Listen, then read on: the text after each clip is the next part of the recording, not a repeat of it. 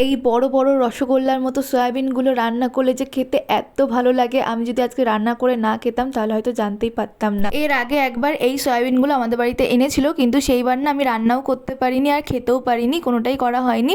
কালকেই না আবার এই সয়াবিনগুলো নিয়ে এসেছিলো, তাই আমি আর দেরি না করে আজকেই রান্নাটা করে ফেললাম। আমাদের বাড়িতে যেহেতু সবাই খুব একটা সয়াবিন পছন্দ করে না, সেই জন্য রান্না করাই হয় না, আর ওই নিরামিষ দিনগুলোতে করা হয়।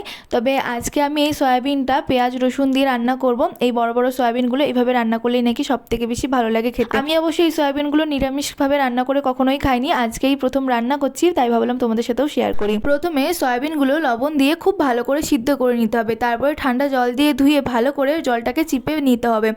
এরপরে কড়াইতে তেল দিয়ে আলুটা লবণ আর হলুদ দিয়ে ভেজে নিতে হবে, তারপরে ওই তেলের ভিতরেই সয়াবিনগুলো ভেজে তুলে নিতে হবে। এরপরে আমি কড়াইতে দিয়ে দিয়েছি গোটা জিরে আর শুকনো লঙ্কা ফোড়নের জন্য। এরপরে দিয়ে দিয়েছি পেঁয়াজ কুচিটা লবণ আর হলুদ দিয়ে ভালো করে ভেজে নিতে হবে।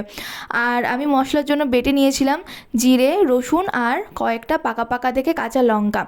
এদিকটাতে দেখো পেঁয়াজটা যেই ভাজা হয়ে যাবে তখন এর ভিতরে দিয়ে দিয়েছি আমি একটা টমেটো দিয়ে এর ভিতরে দিয়ে দিলাম আমি মশলা বাটাটা, তারপরে দিয়ে দিলাম চিনি, এরপরে দিয়ে দিলাম কাশ্মীরি লঙ্কার গুঁড়ো আর লবণ, হলুদ গুঁড়ো। মশলাটাকে ভালো করে কষিয়ে নিতে হবে। এখানে কিছুটা আমি মশলা ধোয়া জল দিয়েছি, নাহলে মশলাটা পুড়ে যেতে পারে।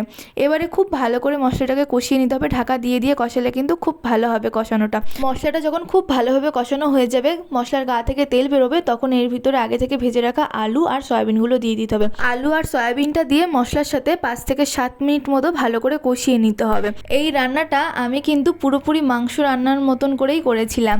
এবারে আমি এর ভিতরে দিয়ে দিচ্ছি কিছুটা পরিমাণে টমেটো সস। তোমরা চাইলে টমেটো সস দু রকমই দিতে পারো, তাহলে কিন্তু খেতে খুব ভালো লাগবে। সয়াবিনটা খুব ভালোভাবে কষানো হয়ে গেলে আমি এর ভিতরে দিয়ে দিচ্ছি গরম জল দিয়ে এবারে খুব ভালো করে নেড়ে চেড়ে নিয়ে ঢাকা দিয়ে রেখে দেবো। ঝোলটা ফুটে উঠলে ঢাকনা খুলে আমি এর ভিতরে দিয়ে দেবো স্বাদ মতন লবণ, দিয়ে খুব ভালো করে এবার এটাকে ফুটিয়ে নিতে হবে। দেখো সয়াবিনগুলো ফুলে কত বড় বড় হয়ে গিয়েছে। নামানোর আগ দিয়ে ওপর থেকে অল্প করে ঘি আর গরম মশলাগুলো ছড়িয়ে ভালো করে নেড়ে চেড়ে নিয়ে নামিয়ে নেবো। জানো তো এটা খেতে দুর্দান্ত হয়েছিল, মানে এত ভালো সয়াবিন হয়েছিল না, আমি এরপরের থেকে এই সয়াবিন ছাড়া আর কোনো সয়াবিন খাবো না।